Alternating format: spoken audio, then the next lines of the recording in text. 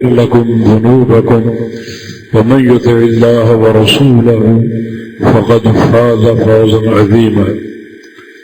اللهم صل على محمد وعلى آل محمد كما صليت على إبراهيم وعلى آل إبراهيم إنك حميد مجيد. اللهم بارك على محمد وعلى آل محمد كما باركت على إبراهيم وعلى آل إبراهيم إنك حميد مجيد. سبحانك لا علم لنا إلا ما علمتنا إنك أنت العليم الحكيم. رب اشرح لي صدري ويسر لي أمري واحلل عقدة من لساني يفقه قولي. أعوذ بالله من الشيطان الرجيم من همزه ونفخه ونفثه. بسم الله الرحمن الرحيم. يا أيها الذين آمنوا اتقوا الله ولتنظر نفس ما قدمت لغد واتقوا الله إن الله خبير بما تعملون. گزشتہ جمعۃ المبارک میں ابو مالک اشعری رضی اللہ تعالی عنہ کی ایک حدیث پیش کی گئی تھی اور بات یہاں تک پہنچی تھی کہ ابو مالک اشعری رضی اللہ تعالی عنہ نبی علیہ السلام کے جلیل القدر صحابی تھے اور بہت سی احادیث کے راوی بھی. اشعری یمن کا ایک قبیلہ ہے، اشعر کی طرف منسوب ہے اور ان کی طرف جو منسوب ہوتے ہیں وہ اشعری کہلاتے ہیں، جس کی جمع اشعریین. اشعری کے نام پر ایک مذہب بھی ہے جو اللہ تعالیٰ کے اسماء و صفات میں تعویلیں کرتا ہے، متأولین. اس کی جمع اشاعرہ ہے. ہمارے ہندو پاکستان کے اکثر لوگ اشعری ہیں، اسماء و صفات میں تعویلیں کرنے کے قائل ہیں، حالانکہ جس کی طرف یہ منسوب ہے وہ خود اس مذہب کو چھوڑ چکے تھے. اسماء و صفات کے حوالے سے جو سلف صالحین کا مذہب ہے، امام اہل السنہ امام احمد بن حنبل رحمہ اللہ کا مذہب ہے، اسے اختیار کر چکے تھے. مگر یہ لوگ اب تک ان کے چھوڑے ہوئے مسلک کے پیروکار ہیں اور اپنے آپ کو اشعری کہلاتے ہیں عقیدے کے باب. فقہی مسائل میں حنفی ہیں اور عقیدے کے مسائل میں اشعری، اور تزکیہ اور تصفیہ کے باب میں کوئی نقشبندی ہے، کوئی سہروردی ہے، کوئی چشتی اور کوئی قادری. دین کو تقسیم کیا ہوا. آپ کو مبارک ہو، عقیدے کا باب ہو یا فقہی مسائل کا باب ہو یا تزکیہ تربیہ اور تصفیہ کے مسائل ہوں، ان سارے مسائل میں آپ محمدی ہیں بحمد اللہ. اللہ تعالیٰ کا بڑا یہ فضل و احسان ہے. تو اشعری یہ یمن کا قبیلہ ہے، اشعر اس کے طرف منسوب ہے. اسی قبیلے سے ان کا تعلق تھا ابو مالک کا، اور بہت سے اشعری صحابی تھے، ابو رحم، ابو موسیٰ اشعری، ابو بردہ اشعری. تو جو حدیث ایک ذہن میں آئی تھی اس اشعری قبیلے کا ایک عظیم واقعہ اور ان کی فضیلت پر مبنی ایک عظیم حدیث جو صحیح بخاری میں ہے، جس کے راوی خود ابو موسیٰ اشعری رضی اللہ تعالی عنہ ہے. وہ فرماتے ہیں کہ ہمیں یمن میں تھے، ہم نبی علیہ السلام کی بعثت کا اور ہجرت مدینہ کا علم ہوا، خبر پہنچی، تو چونکہ ان کی فطرت بڑی سلیم تھی، بڑی نفیس تھی، جب دعوت توحید انہوں نے سنی، نبی اسلام کا پیغام سنا، اور یہ بھی سنا کہ آپ ہجرت کر کے مدینہ آ چکے ہیں، تو ان سب نے اسلام قبول کر لیا اور نبی اسلام کی خدمت میں حاضر ہونے کا ارادہ کر لیا۔ چنانچہ یمن سے نکلے اور کچھ وقت سفینہ میں پانی کے جہاز میں سوار ہوئے، اور اس سفینہ نے انہیں حبشہ میں اتار دیا، جہاں کا بادشاہ نجاشی جو اسلام قبول کر چکا تھا وہاں اترے۔ اس وقت وہاں وہ صحابہ موجود تھے جنہوں نے مکہ سے حبشہ ہجرت کی تھی۔ جناب جعفر بن ابی طالب رضی اللہ عنہ وہ بھی موجود تھے، تو ان سے ملاقات ہو گئی، اور پھر سب نے مل کر مدینہ آنے کا پروگرام بنا لیا۔ کچھ فاصلہ مزید سمندر میں طے ہوا، سفینہ میں سوار ہوئے، اور ان کو خبر مل گئی کہ نبی علیہ السلام اور صحابہ خیبر کے میدان میں ہیں، جنگ خیبر کے لیے۔ یہودیوں کی بستی خیبر مدینہ کے اطراف میں یہ واقع ہے، اور نبی علیہ السلام وہاں تشریف فرمائے۔ بڑی خوشی ہوئی کہ ملاقات اور قریب ہو گئی۔ ان کی زبانوں پر یہ ایک جملہ آ گیا جو شعری شکل بن گیا، غداً نلقى الأحبة محمد وحزب صلی اللہ علیہ وسلم، کہ کل ہی ملاقات ہوگی پیاروں سے۔ وہ پیارے کون ہیں؟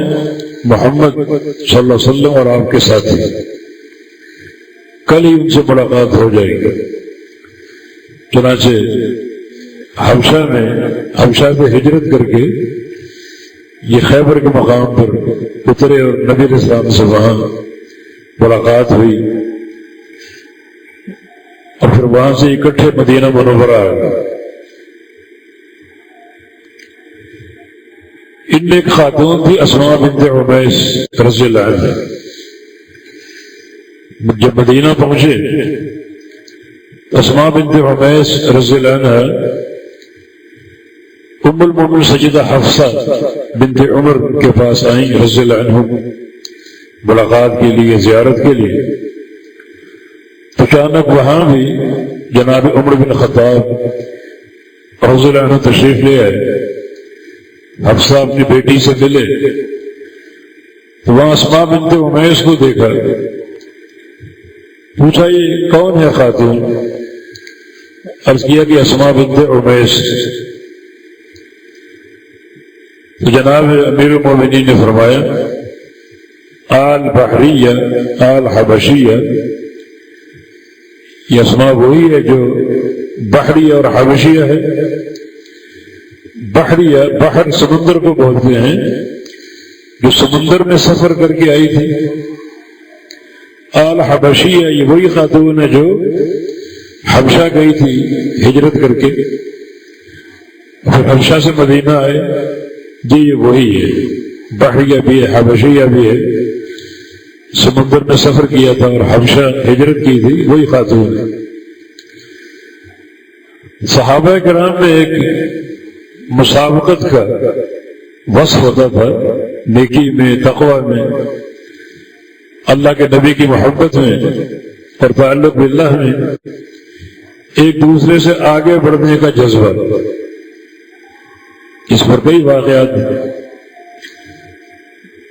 اب حضرت عمر نے فرمایا کہ سبقناکم بالہجرہ فنحن اولی بکم النبی صلی اللہ علیہ وسلم، کہ ہم نے ہجرت میں تم سے سبقت اختیار کی، ہجرت ہم نے بھی کی تم نے بھی کی، مگر مدینہ میں تم ہمارے بعد پہنچے، ہم پہلے پہنچ گئے تھے۔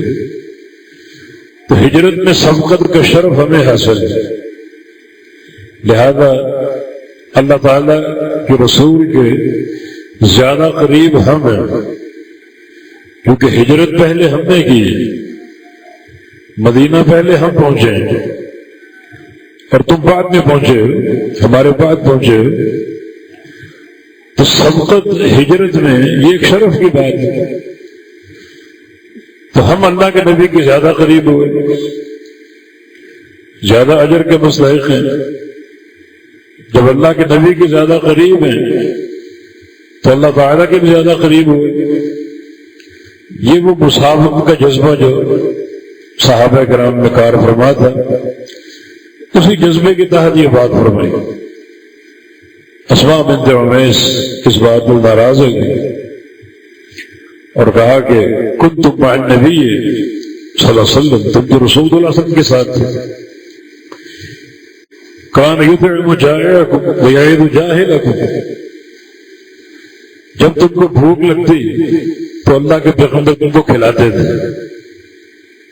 آپ کسی ہاتھ میں کسی کھانے میں ہاتھ ڈالتے تھے، کھانا بڑھ جاتا، کسی پانی میں انگلیاں ڈبو دیتے، پانی بڑھ جاتا، تو آپ کو تو فقر آیا ہی نہیں۔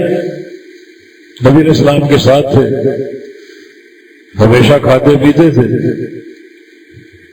اور نبی علیہ السلام جب تم میں کوئی غلطی ہوتی، خطا ہوتی تو تمہیں سمجھاتے، نصیحت کرتے، اللہ کی وحی آتی تمہاری اصلاح کرتی، تو تمہیں تو کوئی کمی نہیں تھی، بھوک لگتی کھانا مل جاتا، اور کوئی مسئلہ اگر معلوم نہ ہوتا تو تمہیں اللہ کے نبی نصیحت کر دیتے، سمجھا دیتے، تمہاری جہالت دور کر دیتے۔ وَكُنَّا فِي أَرْضِ الْبُعَدَاءِ الْبُغَضَاءِ، ہم تو ایک بڑی دور کی زمین میں تھے، حبشہ کی، جہاں ہمیں قدم قدم پر بغض کا، نفرت کا اور عداوت کا سامنا کرنا پڑا حبشیوں کی طرف سے۔ کبھی ہمیں فاقے برداشت کرنے پڑے، کبھی ہمیں ان کی کڑوی باتیں سننی پڑی، اور کبھی ان کا جاہلانہ رویہ ہمیں سہنا پڑا۔ تمہیں کیا تکلیف تھی؟ تم تو رسول اللہ صلی اللہ علیہ وسلم کے ساتھ تھے، کھانا بھی مل جاتا تھا نبی علیہ السلام کی برکت سے، اور نصیحت بھی ہو جاتی تھی۔ ہمیں نصیحت کرنے والا کوئی نہیں تھا، کھلانے والا کوئی نہیں تھا، اور ہمیں حبشہ کی سرزمین میں حبشیوں کی طرف سے بڑی ایک عداوت کا سامنا کرنا پڑا، بڑے بغض کا سامنا کرنا پڑا۔ واللہ لا اطعم طعاما، آج میں کھانا نہیں کھاؤں گی اور پانی پیوں گی، سیدھا نبی علیہ السلام کے پاس جاؤں گی اور جا کر عرض کروں گی کہ عمر نے ہمارے بارے میں یہ کہا ہے۔ یہ مسئلہ نبی علیہ السلام کے سامنے رکھوں گی کہ عمر نے یہ بات کی ہے کہ ہم ہجرت میں سبقت لے گئے، ہم اللہ کے نبی کے زیادہ قریب ہیں، تم ہمارے بعد پہنچے، تمہارا تعلق اللہ کے نبی سے وہ نہیں جو ہمارا ہے۔ تو نبی علیہ السلام سے یہ بات کہوں گی کہ آپ اس کا کیا جواب دیتے ہیں، کیا فرماتے ہیں؟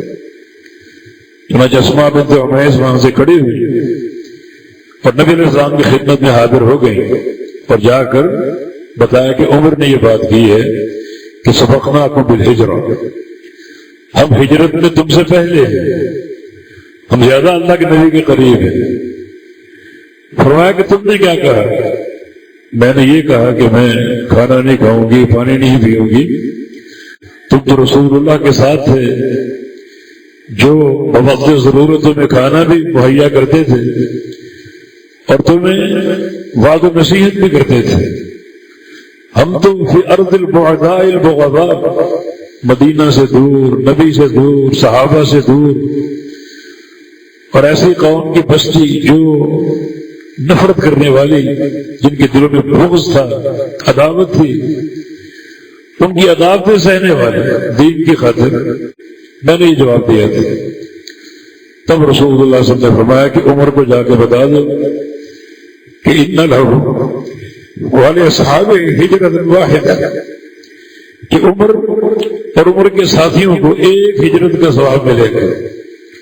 وَلَكُمْ يَا أَهْلَ السَّفِينَةِ هِجْرَتَانِ، اور اے کشتی والو، سمندری جہاز والو، تمہارے لیے 2 ہجرت ہے، دوہرا اجر ہے تمہارے لیے۔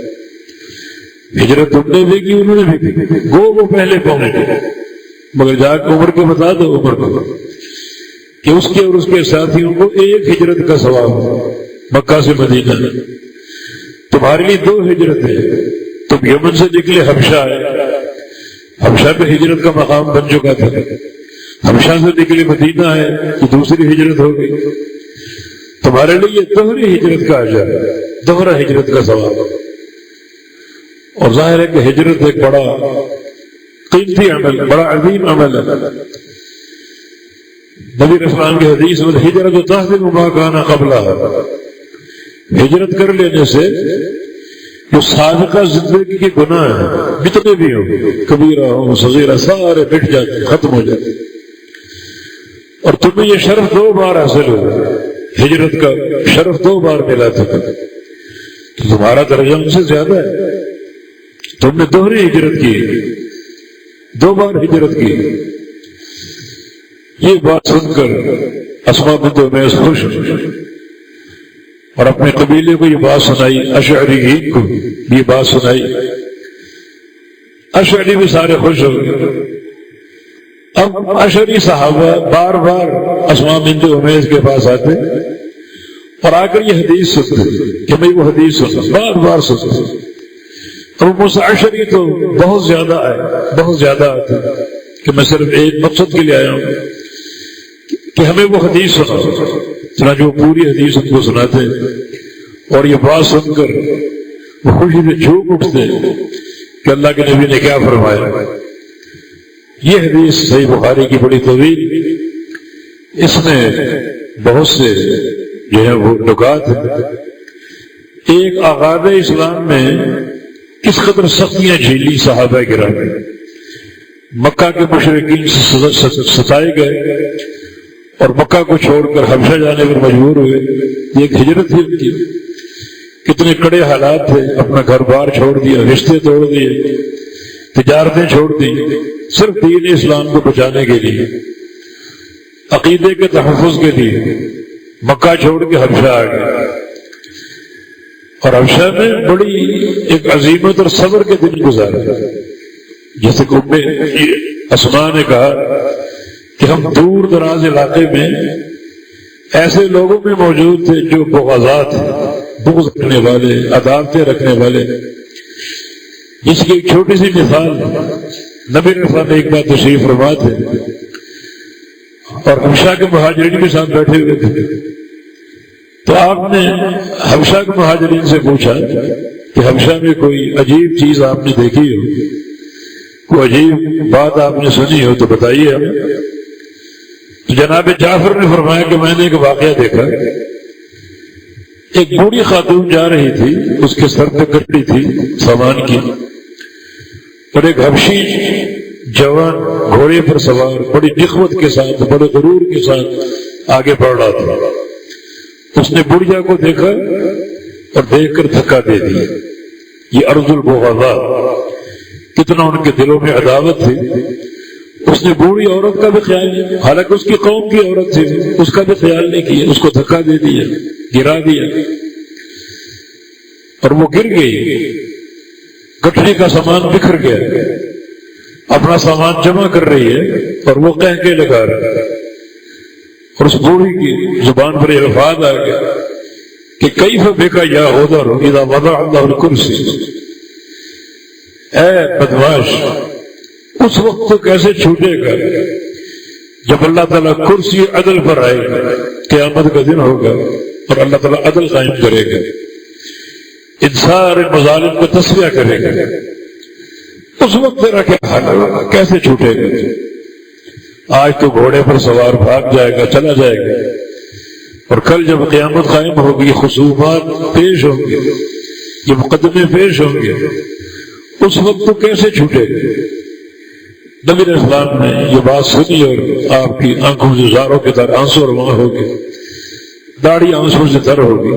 یہ ارض البغضاء، ہم تو ایسی زمین میں تھے جہاں ہمیں قدم قدم پر عدالتیں برداشت کرنی پڑتی، نفرتیں سہنی پڑتی، اور تم تو امن میں آ گئے تھے، نبی اسلام کے ساتھ تھے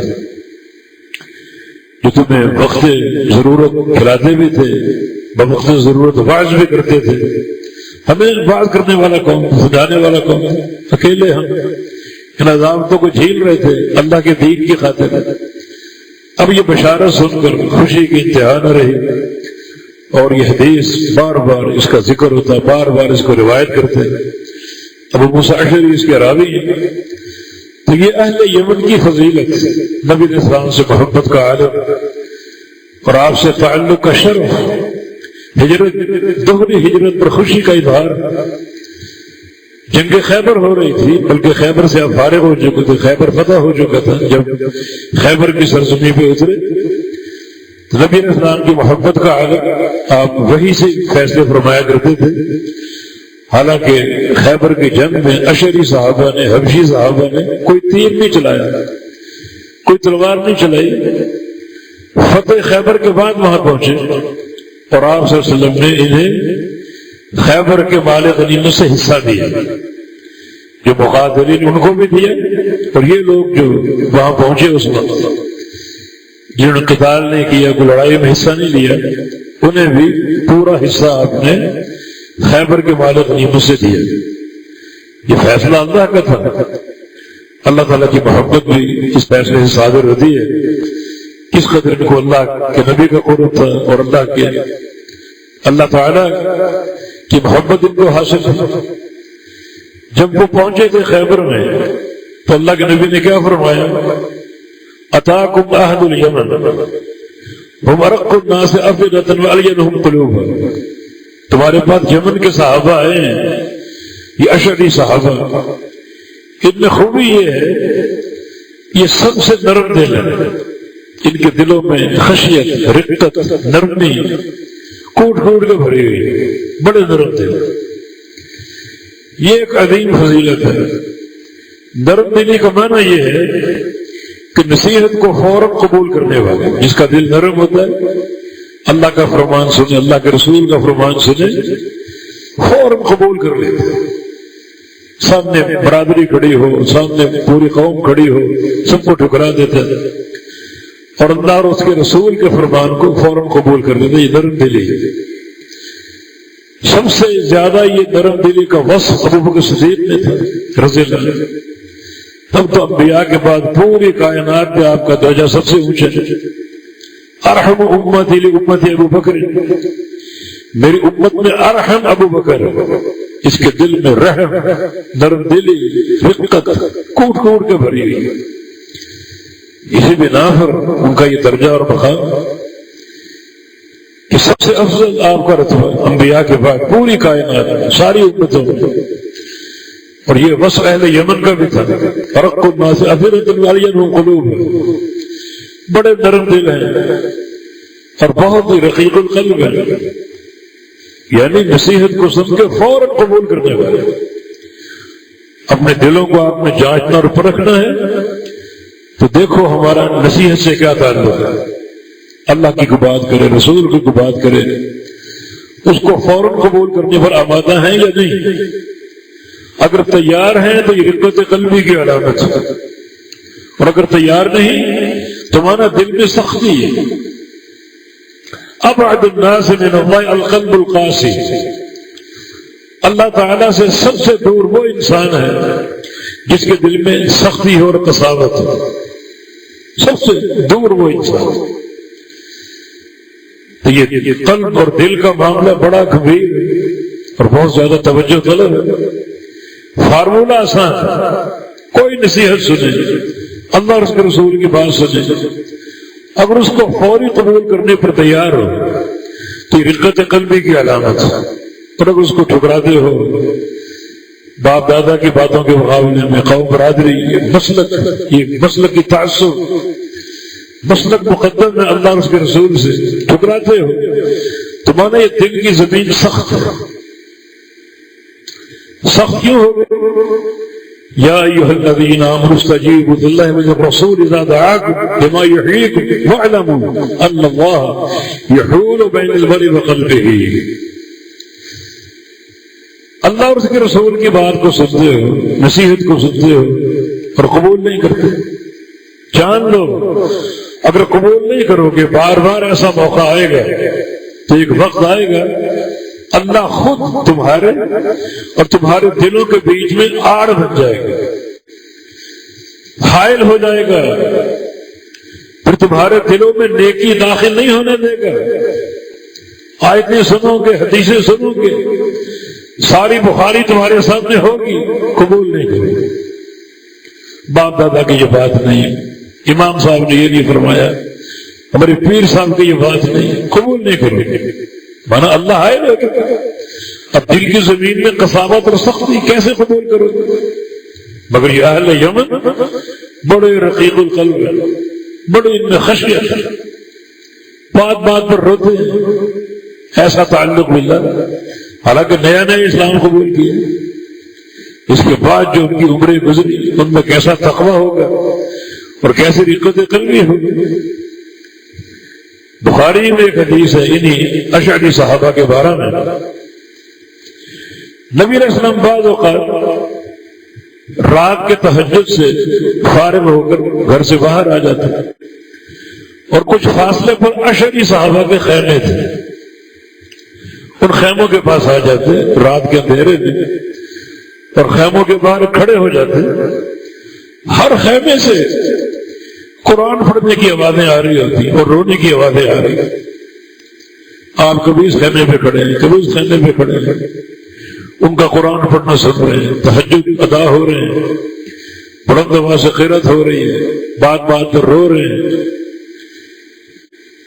اور آپ کا فرمان ہے کہ اگر میں دن کے وقت آؤں ان خیموں میں تو میں پہچان نہ سکوں کون سا خیمہ کس کا ہے اور کون اشعری صاحب کس خیمے میں رہتا ہے، مگر رات کو پہچان جاتا ہوں کیونکہ ہر خیمے سے آواز رونے کی آ رہی ہے، قرآن پڑھنے کی آ رہی ہے. آواز سے پہچان جاتا ہے کہ یہ خیمہ کس کا ہے، اس خیمے میں کون. ابو موسیٰ اشعری کو آپ نے دیکھا، وہ بھی انہی میں رہتے تھے، اسی خیمے میں. لقد اوتی هذا مزمار بمزامیر آل داؤد. یہ ابو موسیٰ اشعری میرا وہ صحابی جس کو اللہ تعالیٰ نے تلاوت قرآن کے لیے لحن داؤدی دے دی. داؤد علیہ السلام اللہ کے نبی جن پر زبور کتاب اتری تھی، اپنی کتاب کی بڑے وہ الہا سے تلاوت کرتے. کیا ان کا لہجہ تھا، کیا ان کا لحن تھا اور کیا ان کا پڑھنے کا انداز تھا. ابو موسیٰ اشعری جب پڑھتا ہے قرآن تو لگتا ہے اللہ کے نبی داؤد علیہ السلام پڑھ رہے ہیں. موسیٰ اشعری نے کیا جواب دیا؟ لو علمت لکنت حبرت تحبیرا لحبرت لذلك تحبیرا. اگر مجھے پتا ہوتا آپ باہر تشریف فرمائیں میں اور اچھا پڑھتا، اور خوبصورت پڑھتا، اس سے بھی اچھا پڑھنے کا مجھے ملکہ ہے، اور اچھا پڑھتا. یہ اہل یمن، یہ اشعری صحابہ، ان کے مناظر جن کو اختیار کرنا چاہیے. نبی علیہ السلام نے ایک موقع پر ہم منی وانا میں نے فرمایا اشعری صحابہ کے پر، وہ مجھ سے اور میں ان میں سے. یہی جملہ آپ نے اپنے نواسے حسین کے بارے میں کہا، انا من حسین و حسین منی، میں حسین سے ہوں، حسین مجھ سے. بالکل یہی الفاظ آپ نے اشعری صحابہ کے بارے میں کہے، ہم منی وانا منہم، وہ مجھ سے ہیں اور میں ان سے ہوں. اور یہ کس موقع پر کہے؟ آپ کو اشعری صحابہ کا ایک عمل یاد آ گیا. وہ عمل بھی ایک مثالی، ایک نمونہ ہے. فرمایا کہ اذا ارمل، کہ اشعری صحابہ کون ہے؟ جب یہ فقیر ہوتے ہیں، معیشت کی تنگی ہوتی ہے، کھانے پینے کی تنگی ہوتی ہے، تو یہ سارا قبیلہ جمع ہو جاتا ہے اور یہ کہتے ہیں کہ جو جس کے پاس زیادہ راہ ہے، جو گھر میں راشن لے کر آؤ، کوئی کھجوریں لے کر آتا ہے، کوئی جو لے کر آتا ہے، کوئی گندم لے کر آتا ہے، جو موجود ہوتا ہے، کوئی ایک لقمہ، کوئی ایک روٹی کے برابر، کوئی 1 کلو کھجور ہے، کوئی 2 کلو کھجور ہے، جو موجود سب لے آؤ، وہ لے آتے ہیں. پھر سب کو جمع کیا جاتا ہے اور جمع کر کے قبیلے کے سارے لوگوں میں برابر تقسیم کر دیا جاتا ہے، برابر تقسیم کر دیا جاتا ہے۔ اللہ تعالیٰ اس وصف کو اتنا پسند فرماتا ہے کہ ان کے اس کھانے میں برکتیں ڈال دیتا ہے، برکتوں سے بھر دیتا ہے۔ یہ اہل یمن کا اشعریین کا وصف، جب ان کو فقر لاحق ہوتا ہے تو سارا قبیلہ جمع ہو کر جو راشن موجود ہو جس کے گھر میں وہ سارا لے آؤ اور اس کو جمع کر کے برابر تقسیم کر لیتے۔ اگر کسی کے پاس 1 من کھجوریں تھی اسے بھی برابر ملتا، اور کسی کے پاس 1 لقمہ تھا اسے بھی برابر ملتا۔ اللہ اس وصف کو ایسا پسند فرماتا کہ ان کے اس کھانے کو برکتوں سے بھر دیتے۔ یہ اہل یمن اشعری صحابہ کے اوصاف۔ ایک حدیث میں رسول اللہ صلی اللہ علیہ وسلم کا فرمان ہے، الایمان یمان والفقہ یمان۔ ایمان تو یمن کا ہے اور فقاہت بھی یمن کی ہے۔ یمن کی ایمان تو یمن کا ہے اور فقاہت تو یمن کی ہے۔ آپ نے یہ فرمان اللہ کی وحی کی روشنی میں اتنی بڑی تعریف کر دی۔ اگر تم چاہتے ہو پکا اور سچا ایمان اپنانا تو اہل یمن کا ایمان اپناؤ۔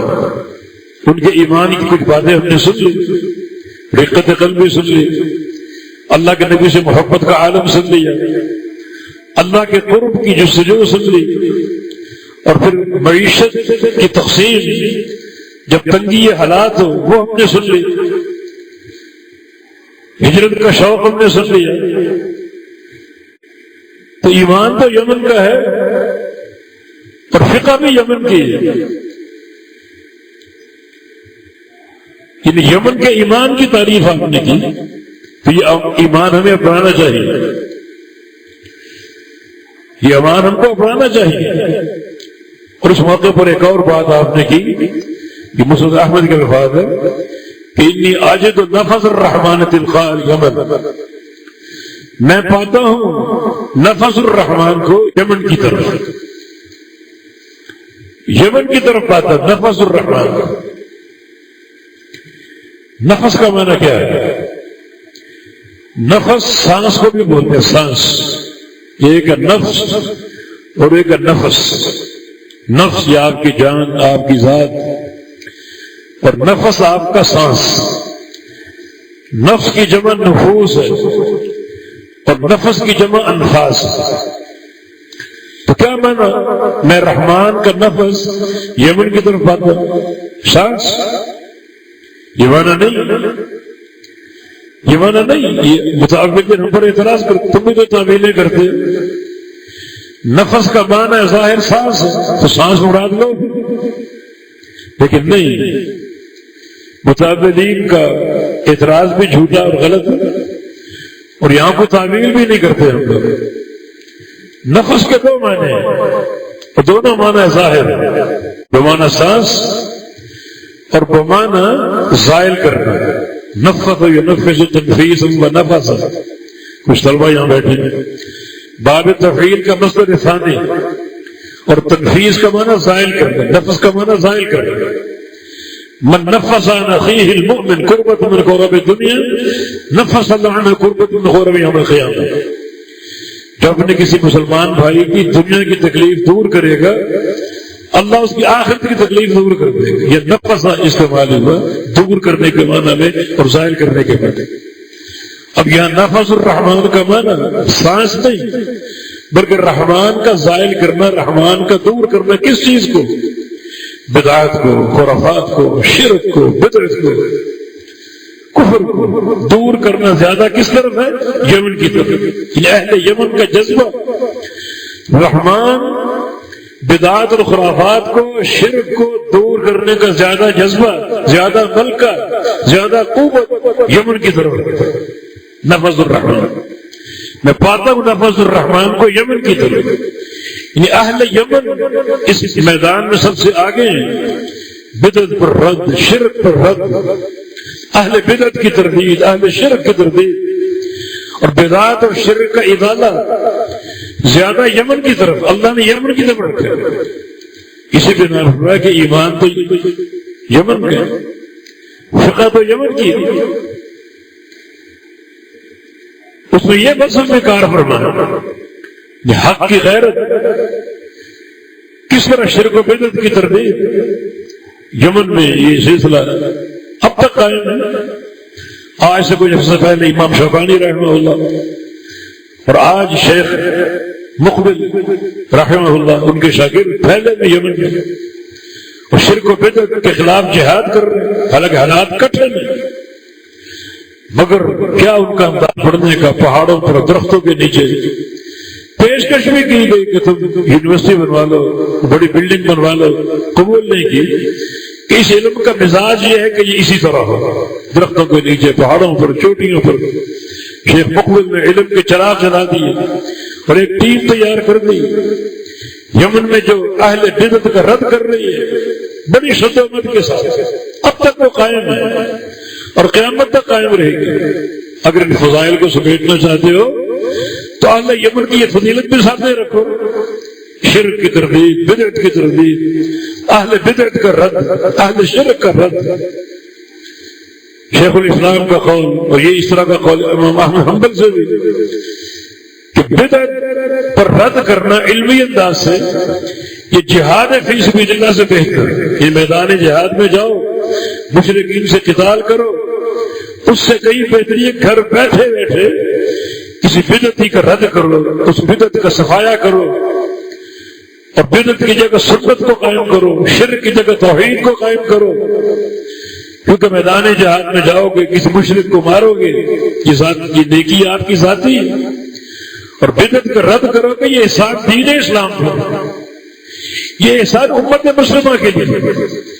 اگر آپ رد نہ کریں پتہ نہیں دین کی شکل کیا بن جائے، لوگ کس طرح جو ہے وہ دین کو سمجھیں۔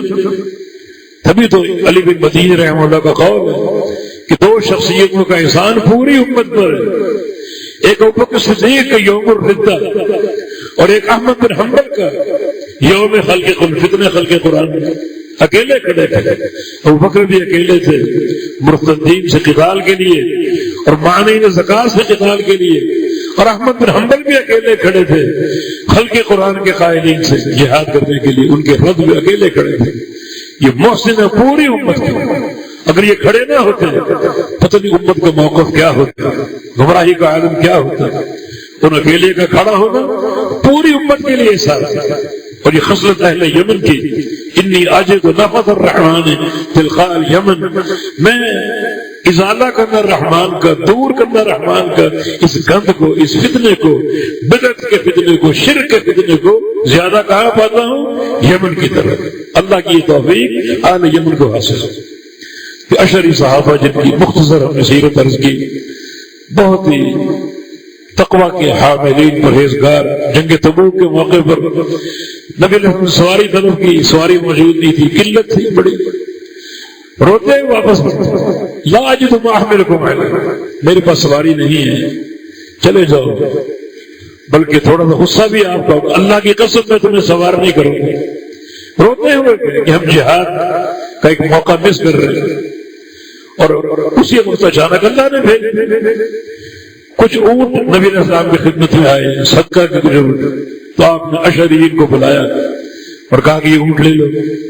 خوش تو ہوئے مگر ساتھ ساتھ آپس میں کہنے لگے کہ اللہ کے نبی قسم کھا چکے تھے کہ میں تمہیں سواری نہیں دوں گا، شاید آپ قسم بھول گئے، یہ تو گناہ ہے قسم کو توڑنا۔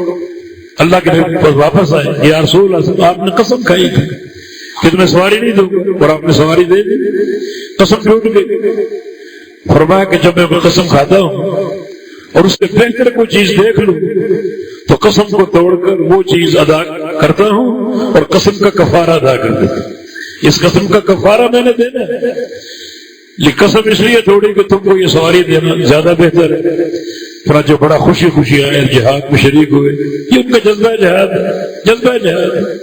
فرمایا کہ ان میں ایک بندہ حکیم نام کا جب وہ گھوڑ سواروں سے ملتا ہے، مجاہدین سے ملتا ہے، تو کہتا ہے کہ میری قوم کا پیغام سن لو، یہاں ٹھہر جاؤ، میری قوم پیچھے پیدل آ رہی ہے اور وہ چاہ رہی ہے کہ ہمیں ساتھ لے کر چلو تاکہ مل کر ہم جہاد کریں۔ ان کی قوت، ان کا جذبہ، اللہ پاک ہم میں یہ جذبہ پیدا فرما دے۔ اللہ یہ قوی ایمان ہمیں عطا فرما دے، اور اللہ رب العزت ہمیں بھی جو اہل یمن کی باتیں اپنی سنی اپنانے کی توفیق عطا فرما دے۔ اقول قولی ھذا واستغفر اللہ لی ولکم وآخر دعوانا الحمد للہ رب العالمین۔